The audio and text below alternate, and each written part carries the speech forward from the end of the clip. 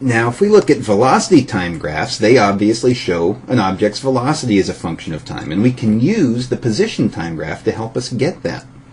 For example, with the exact same motion of our dog, let's go back and let's take a look. Over the first 5 seconds, we said the slope was 1 meter per second, the dog's velocity. So over the first 5 seconds on our VT, or velocity time graph, we have a value of 1. Then, over the next 5 seconds, our dog was still at rest. 0 velocity, 0 slope. So over the next 5 seconds, 0 velocity. And finally, at the end of our graph, we had a negative slope, a slope of negative 2.5 meters per second. So you can obtain the velocity time graph from the displacement time graph. Even cooler, once we have that velocity time graph, it makes sense if we got the velocity time graph from our position time graph, we should be able to go the other direction, from velocity time back to position time. And of course we can. The way we do that is we look at the area under the velocity time graph. So the area under the velocity time graph, and we got to make very sure that we always measure to the 0 point. The area in our first 5 seconds is this rectangle, the area between our line and that 0. That's a rectangle. Area of a rectangle is length times width. So in that first 5 seconds, area is length times width. The length of a rectangle is 5 seconds. The width is 1 meter per second. So 5 times 1 is 5, and seconds in the numerator and denominator make a ratio of 1 or cancel out. Our area there is 5 meters. Well, after 5 seconds, our position is 5 meters. In this yellow interval, our object's position changed by 5 meters. If we go and we look at the next section of the graph, from 5 to 10 seconds, the area between that line and that line, which is the line itself, the 0 line, is 0, so the object's position didn't change. It must have stayed there. And finally, we have this last 2.5 seconds. And if we find the area under the graph, which means this rectangle, from our line to our 0 line, we have another rectangle here in green, and its area, length times width again, our length is 2.5 seconds from 10 to 12.5, and its width is negative 2 meters per second. Negative 2 times 2.5 is negative 5 meters. So in that last time interval, the position changed by negative 5.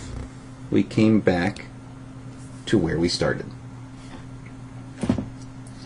Now we can also look at the slope of a VT graph, just like we looked at the slope of a position time graph to get velocity. If we take the slope of a velocity time graph, we can get acceleration. What's the acceleration of the car at 5 seconds for this velocity time curve? Well, I go over here to 5 seconds, and right at that point, my graph is horizontal. The slope of a horizontal line is 0, so acceleration, which is the slope of our VT graph, is 0. Well, how about the total distance traveled by the car during this 6-second interval? To do that, I need the area between the 0 line and this entire graph. But that's kind of tough to calculate exactly as it stands now, so why don't I break those into easier shapes? I'll make this red triangle on the left, and then we'll do that remaining rectangle on the right. Well, the area of our triangle is 1/2 base times height. The area of our rectangle, this green rectangle here, is length times width. So our total area, when I put all this together, is the area of our triangle plus the area of our rectangle, or 1/2 base height for our triangle plus length times width for our rectangle. That's 1/2. The base of our triangle is 4 seconds. The height of our triangle is 10 meters per second. And for our rectangle, our length is between 4 and 6, so that's 2 seconds. And its width is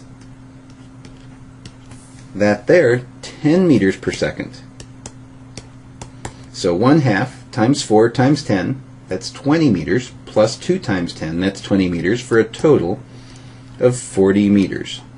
The complete area under all of this space is 40 meters, and that's the total distance the car traveled in that amount of time. Now, if you take the slope of the VT graph, you get acceleration. It should make sense that you should be able to go the other way, from acceleration time back to VT, back to velocity time. And the way you do that is if you take the area under the acceleration time graph, it tells you the object's change in velocity. So one way to look at it is if we start here with the position time graph on the left, then velocity time, then acceleration time. Anytime we want to go to the right, if we want to go from position time to velocity time, or velocity time to acceleration time, we take the slope.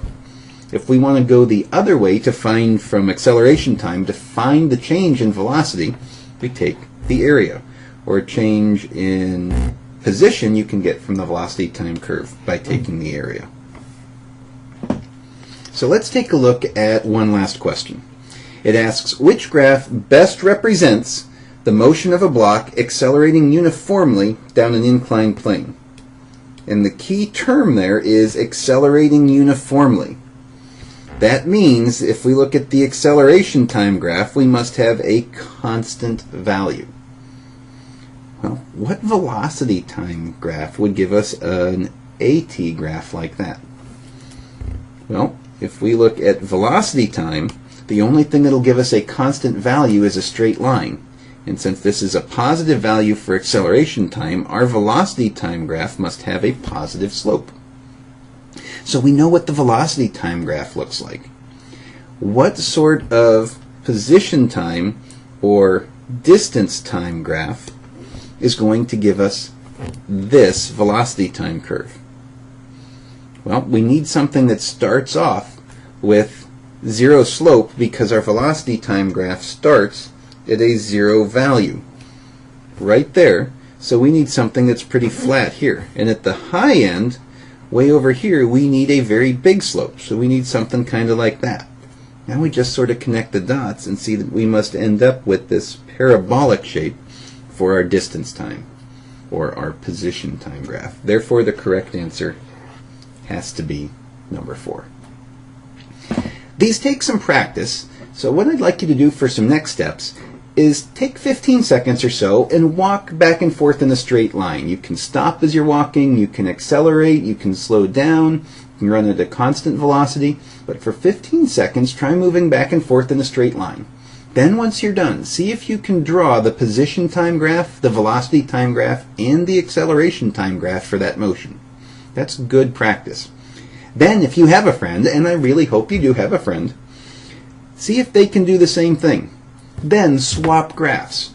With your friend's graph, can you recreate their motion? Can you walk the motion that's described on the graphs in front of you?